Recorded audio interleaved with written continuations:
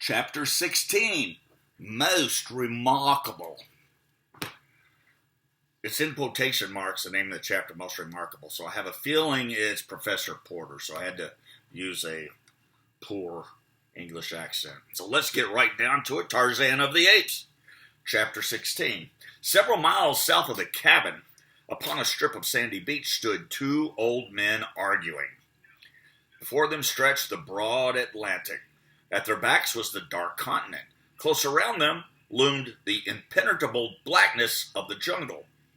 Savage beasts roared and growled. Noises hideous and weird assailed their ears. They had wandered for miles in search of their camp, but always in the wrong direction. They were as hopelessly lost as though they suddenly had been transported to another world. At such a time, indeed, every fiber of their combined intellects must have been concentrated upon the vital question of the minute, the life and death question to them of retracing their steps back to camp. Samuel T. Philander was speaking. "But, my dear Professor," he was saying, "I still maintain that but for the victories of Ferdinand and Isabella over the 15th century Moors in Spain, the world would be today 1,000 years in advance of where we now find ourselves. The Moors were essentially a tolerant, broad-minded, liberal race of agriculturists, artisans, and merchants, the very type of people that has made possible such civilization as we find today in America and Europe. While the Spaniards—" "Tut, dear Mr. Philander," interrupted Professor Porter. "The religion positively precluded the possibilities you suggest. Moslemism was, as is, and always will be, a blight on the scientific progress which has marked—" "Bless me, Professor," interjected Mr. Philander, who had turned his gaze toward the jungle. "There seems to be someone approaching." Professor Archimedes Q. Porter turned in the direction indicated by the nearsighted Mr. Philander. "Tut, Mr. Philander," he chided. "How often must I encourage you to seek that absolute concentration of your mental faculties, which alone may permit you to bring to bear the highest powers of intellectuality upon the momentous problems which naturally fall to the lot of great minds. And now I find you guilty of a most flagrant breach of courtesy in interrupting my learned discourse to call attention to a mere quadruped of the genus Felis. As I was saying, Mr. "Heavens, Professor, a lion?" cried Mr. Philander, straining his weak eyes toward the dim figure outlined against the dark tropical underbrush. Yes, Mr. Philander, if you insist upon employing slang in your discourse, a lion. But as I was saying—" "Bless me, Professor," again interrupted Mr. Philander, "permit me to suggest that doubtless the Moors, who were conquered in the 15th century, will continue in that most regrettable condition for the time being at least, even though we postpone discussion of that word calamity until we may attain the enchanting view of yon Felis carnivora, which distance proverbially is credited with lending." In the meantime, the lion had approached with quiet dignity to within 10 paces of the two men, where he stood curiously watching them. The moonlight flooded the beach, and the strange group stood out in bold relief against the yellow sand. Most reprehensible," exclaimed Professor Porter with a faint trace of irritation in his voice. "Never, Miss Philander, never before in my life have I known one of these animals to be permitted to roam at large from its cage. I shall most certainly report this outrageous breach of ethics to the directors of the adjacent zoological garden." "Oh, quite right, Professor," agreed Mr. Philander, "and the sooner it is done, the better. Let us start now." Seizing the professor by the arm, Mr. Philander set off in the direction that would put the greatest distance between themselves and the lion. They had proceeded but a short distance when a backward glance revealed to the horrified gaze of Mr. Philander that the lion was following them. He tightened his grip upon the protesting professor and increased his speed. "As I was saying, Mr. Philander," repeated Professor Porter. Mr. Philander took another hasty gaze rearward. The lion also had quickened his gait and was doggedly maintaining an unvarying distance behind them. "He's following us," gasped Mr. Philander, breaking into a run. "Tut, tut, Mr. Philander," remonstrated the professor. "This unseemly haste is most unbecoming to men of letters. What will our friends think of us, who may chance to be upon the street and witness our frivolous antics? Pray let us proceed with more decorum." Mr. Philander stole another observation astern. The lion was bounding along in easy leaps, scarcely now 5 paces behind them. Mr. Philander dropped the professor's arm and broke into a mad orgy of speed that would have done credit to any varsity track team. "As I was saying, Mr. Philander," screamed Professor Porter, as, metaphorically speaking, he himself threw her into high. He, too, had caught a fleeting glimpse backward of cruel yellow eyes and half-open mouth within startling proximity of his person. With streaming coattails and a shiny silk hat, Professor Archimedes Q. Porter fled through the moonlight close upon the heels of Mr. Samuel T. Philander. Before them, a point of the jungle ran out toward a narrow promontory, and it was for the heaven of the trees he saw there that Mr. Samuel T. Philander directed his prodigious leaps and bounds, while from the shadows of the same spot peered 2 keen eyes in interested appreciation of the race. It was Tarzan of the Apes who watched, with face agrin, his odd game of follow the leader. He knew the 2 men were safe enough from attack insofar as the lion was concerned. The very fact that Numa had foregone such easy prey at all convinced the wise forest craft of Tarzan that Numa's belly already was full. The lion might stalk them until hungry again, but the chances were that if not angered, he would soon tire of the sport and slink away to his jungle lair. Really, the one great danger was that one of the men might stumble and fall, and then the yellow devil would be upon him in a moment, and the joy of the kill would be too great a temptation to withstand. So Tarzan swung quickly to her lower limb in line with the approaching fugitives, and as Mr. Samuel T. Philander came panting and blowing beneath him, already too spent to struggle up to the safety of a limb, Tarzan reached down and, grasping him by the collar of his coat, yanked him to the limb by his side. Another moment brought the professor within the sphere of his friendly grip, and he, too, was drawn upward to safety just as the baffled Numa, with a roar, leaped to recover his vanishing quarry. For a moment, the 2 men clung panting to the great branch, while Tarzan squatted with his back to the stem of the tree, watching them with mingled curiosity and amusement.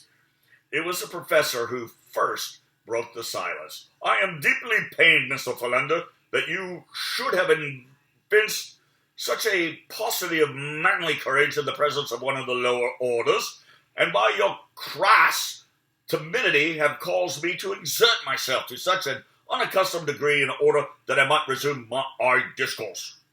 As I was saying, Mr. Philander, when you interrupted me, the Moors—" "Professor Archimedes Q. Porter," broke in Mr. Philander in icy tones, "the time has arrived when patience becomes a crime, and mayhem appears garbed in the mantle of virtue. You have accused me of cowardice. You have insinuated that you ran only to overtake me, not to escape the clutches of a lion. Have a care, Professor Archimedes Q. Porter. I am a desperate man, goaded by long-suffering patience. The worm will turn." "Tut, tut, Mr. Philander, tut, tut," cautioned Professor Porter. "You forget yourself."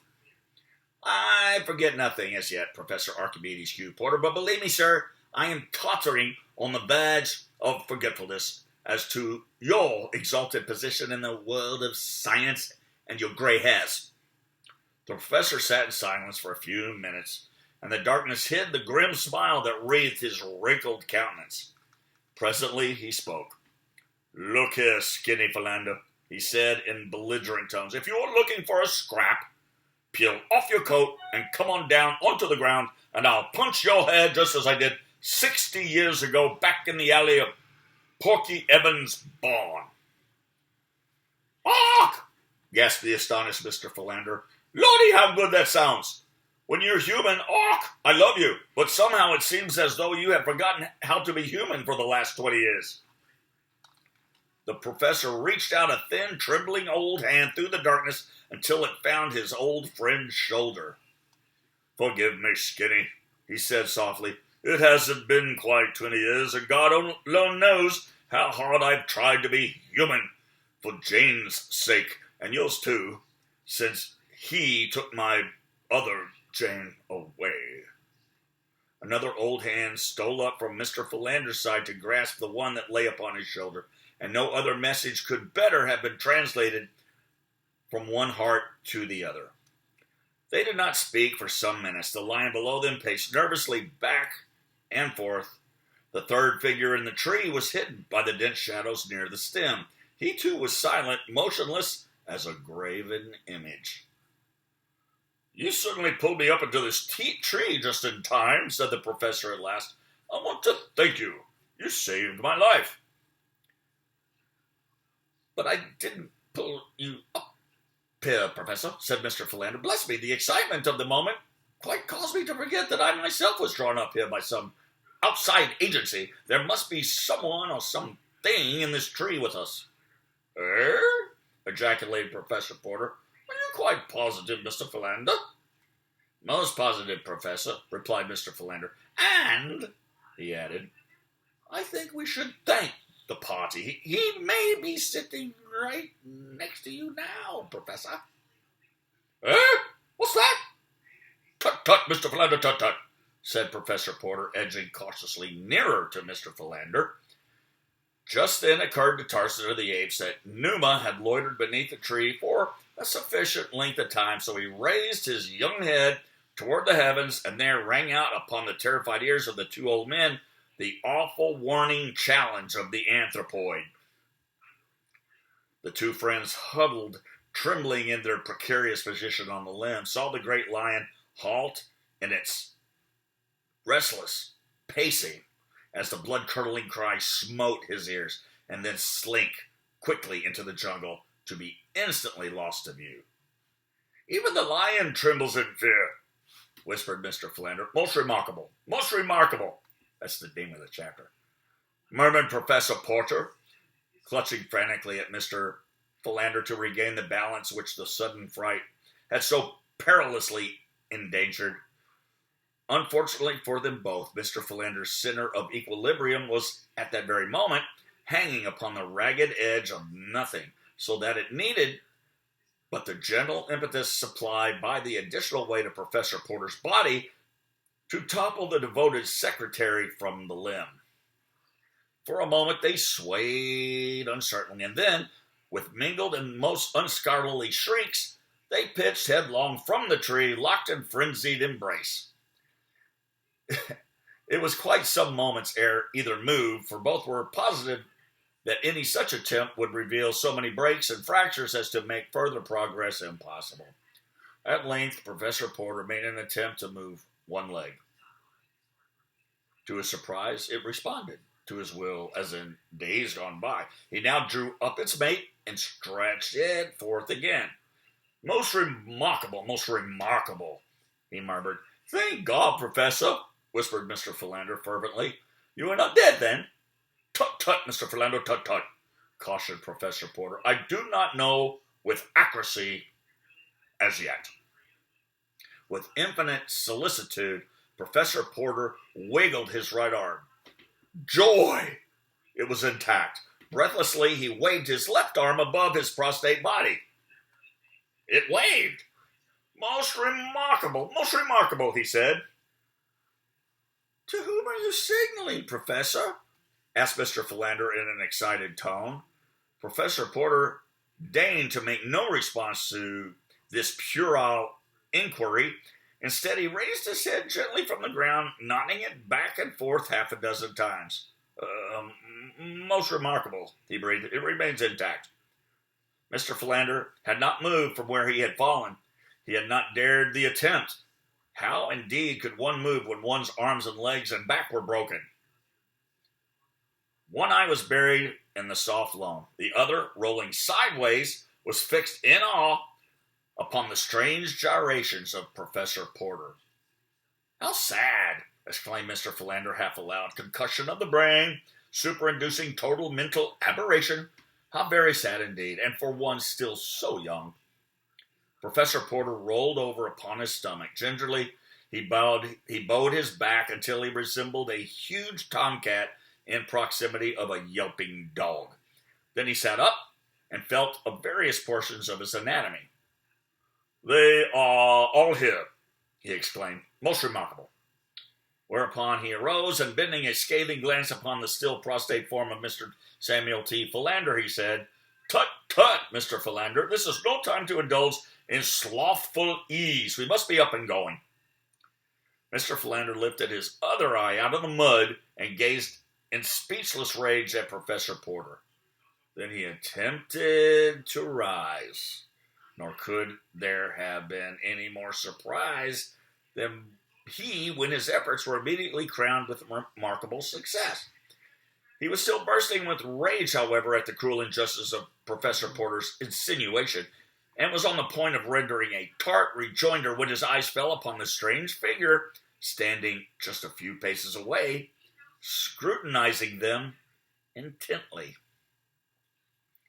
Professor Porter had recovered his shiny silk hat, which he had brushed carefully upon the sleeve of his coat and replaced upon his head. Then he saw Mr. Philander pointing to something behind him. He turned to behold a giant, naked, but for a loincloth and a few metal ornaments, standing motionless before him. "Good evening, sir," said the professor, lifting his hat. For reply, the giant motioned them to follow him and set off up the beach in the direction from which they had recently come. I think I accidentally flipped too many pages.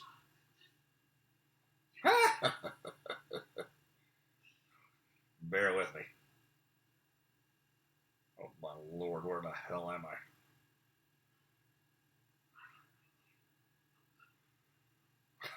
Look on the last page. Here we go. "I think the better part of discretion to follow him," said Mr. Philander. "Tut, tut, Mr. Philander," returned the professor. "A short time since you were advancing a most logical argument in substantiation of your theory that camp lay directly south of us. I was skeptical, but you finally convinced me, so now I am positive that toward the south we must travel to reach our friends. Therefore, I shall continue south." "But, Professor Porter, this man may know better than either of us. He seems to be indigenous to this part of the world. Let us at least follow him for a short distance." "Tut, tut, Mr. Philander," repeated the professor again. "I am a difficult man to convince, but when once convinced, my decision is unalterable. I shall continue in the proper direction if I have to circumambulate the continent of Africa to reach my destination." Further argument was interrupted by Tarzan, who, seeing that these strange talking men were not following him, had returned to their side. Again, he beckoned to them to follow, but still they stood in argument. Presently the ape-man lost patience with their stupid ignorance. He grasped the frightened Mr. Philander by the shoulder, and before that worthy gentleman knew whether he was being killed or just merely maimed for life, Tarzan had tied one end of his rope securely about Mr. Philander's neck. "Tut, tut, Mr. Philander," remonstrated Professor Porter. "It is most unbeseeming to you to submit to such indignities." But scarcely were the words out of his mouth where he too had been seized and securely bound by the neck with the same rope. Then Tarzan set off towards the north, leading the now thoroughly frightened professor and his secretary. In deathly silence they proceeded for what seemed hours to the two tired and hopeless old Englishmen. But presently, as they topped a little rise of the ground, they were overjoyed to see the cabin lying before them, not 100 yards distant. Here Tarzan released them, and pointing toward the little building, vanished into the jungle in a flash. Most remarkable, gasped the professor. But you see, Mr. Philander, that I was quite right, as usual, but for your stubborn willfulness, we should have escaped a series of most humiliating, not to say dangerous, accidents. Pray allow yourself to be guided by a more mature and practical mind hereafter when in need of wise counsel. Mr. Samuel D. Philander was too much relieved at the happy outcome of their adventure to take umbrage at the professor's cruel flame. Instead, he grasped his friend's arm and hastened him toward the direction of the cabin. It was a much relieved party of castaways that found itself once more united. Dawn discovered them still recounting their various adventures and speculated upon the identity of the strange guardian and protector they had found on this savage shore. Esmeralda was positive that it was none other than an angel of the Lord, sent down especially to watch over them. Had you seen him devour the raw meat of the lion, Esmeralda? Laughed Clayton. You would have thought him a very material angel. There was nothing heavenly about his voice, said Jane Porter with a little shudder at recollection of the awful roar which had followed the killing of the lioness through the window. Nor did it precisely comport with my preconceived ideas of the dignity of divine messengers, remarked Professor Porter, when the gentleman tied two highly respectable and erudite scholars neck to neck and dragged them through the jungle as though they had been cows. The end. Next chapter. Where are we at? 14? It's burials. I'll see you then. Possibly tomorrow night. Maybe never.